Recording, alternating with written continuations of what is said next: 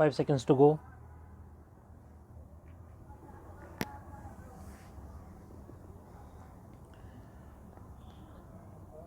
Start.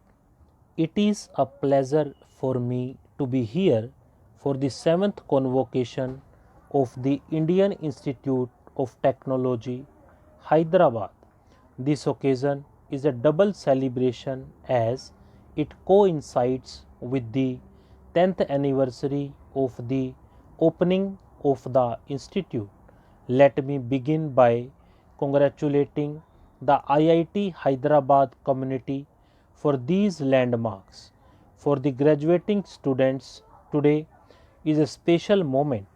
It is the result of years of hard work and dedication on your part and on the part of your teachers and professors as well as your families.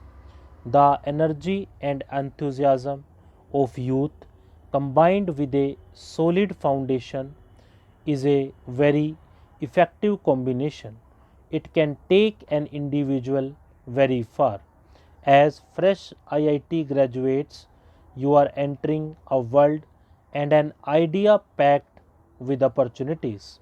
There is so much you can do and so much you can achieve for yourselves, for your families, for society at large, particularly for those less fortunate than you. Please dream big and aim high, and please take risks. The time to do it is now. Like individuals, institutions are very dependent on decisions taken in their formative years. IIT Hyderabad is young, it is only 10 years old. It too is defined by energy and enthusiasm and has built a solid foundation. Today, you have 2,500 students, one in five of them being a young woman. The institute has a strong postgraduate program with 30% of students pursuing a PhD. These are commendable figures, but the question is what next?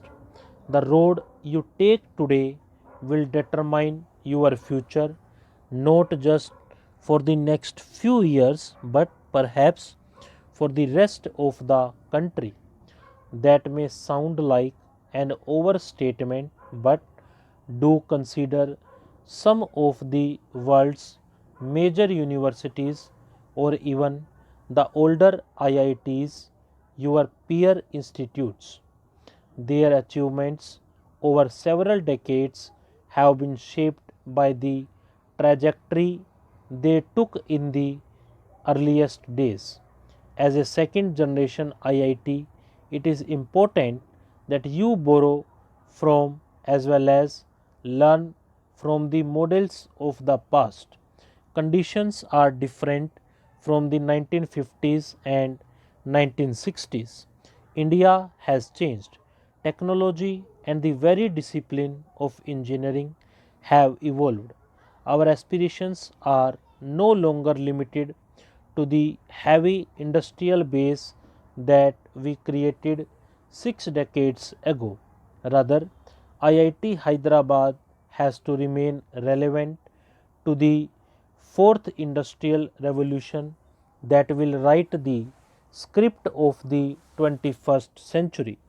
The new centers include the Center for Cyber Physical Systems and Internet of Things and the fabulous Chip Design Incubator and other initiatives that fall under the umbrella of TIC Foundation. Collaborative research is being carried out in areas of widespread utility such as 5G technology, affordable housing, and information networks for natural disaster mitigation and recovery. MOUs with leading international universities and R&D agreements with Japanese industrial corporations are also worthy of appreciation. Ladies and gentlemen, members of the faculty and dear students, the best scientific universities and institutions of learning are not just teaching shops or degree factories. Increasingly, they are sources of innovative and incubators of technology and technology driven startups. The knowledge ecosystem of public investments in science, academic institutions and universities, research laboratories, commercial applications, and private enterprise has an almost magical potential. Its best example is, of course, Sikkim Valley in the United States.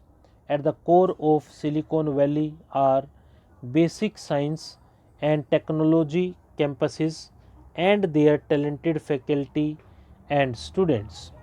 This IIT has been set up in a city and in a metropolitan area where several elements for such an ecosystem already exist. IIT Hyderabad, in a sense, is the element that completes the picture. Hyderabad has a long tradition of scientific discovery and application. In the 19th century, Ronald Ross, who won the Nobel Prize for Medicine for identifying the mosquito that transmitted malaria, did pioneering work here.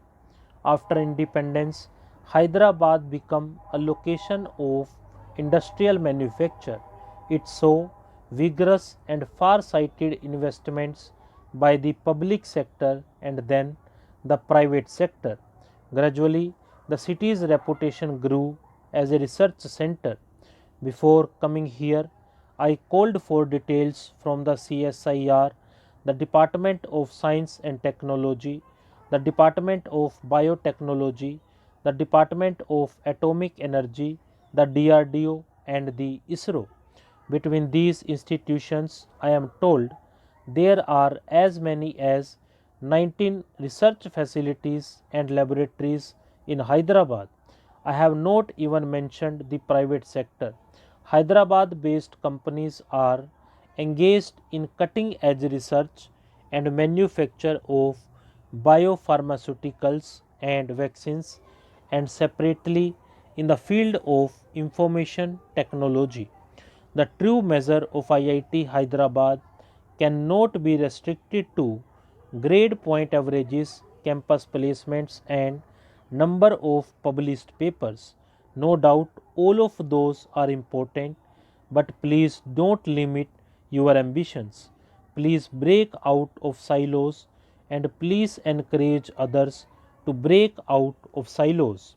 India will judge your success by the vitality and the output you can ensure for not just yourself but for the entire Hyderabad knowledge ecosystem. Stop.